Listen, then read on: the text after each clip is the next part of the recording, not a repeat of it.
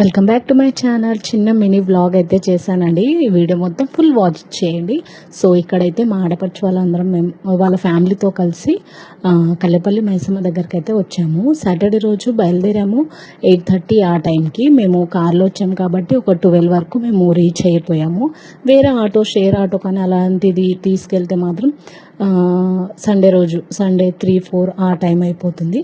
So అక్కడ మేము కార్లో వచ్చాము కాబట్టి కొద్దిగా రెస్ట్ తీసుకున్నాము. 4 o'clock లేచి స్నానాలు అవి చేసి జొన్న రొట్టెలు ప్రిపేర్ చేశాక బోనము, ఒడి బియ్యము అవన్నీ రెడీ చేసుకున్న తర్వాత మటన్ తీసుకొని గుడి చుట్టూ 5 ప్రదక్షిణాలు అయితే చేశాక దేవతకి బోనము, ఒడిబియ్యము సమర్పించేసి యాట కోసేసి ఆ తర్వాత అందులో నుంచి సపరేట్గా మనము ఎల్లో ఫ్రై చేస్తారనమాట. ఎల్లో ఫ్రై అంటే ఎల్లో ఫ్రై కాదు, కొద్దిగా పసుపు వేసి బోటి కర్రీ అనేది నార్మల్గా వండి అక్కడ దేవతకి మళ్ళీ సమర్పించాక జొన్న రొట్టె అది సమర్పించిన తర్వాత ఎల్లో ఫ్రైని చాలా అంటే చాలా స్పెషల్. ఇక్కడ నుంచి వచ్చే టేస్టే వేరు.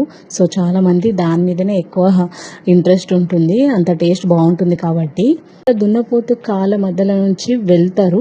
ఇది ఒక నమ్మకము. ఎందుకంటే మన మీద దిష్టి ఉన్నా, నరదిష్టి ఏది ఉన్నా నెగిటివ్ వైబ్స్ అంతా వెళ్ళిపోతుందని నమ్ముతూ ఉంటాము.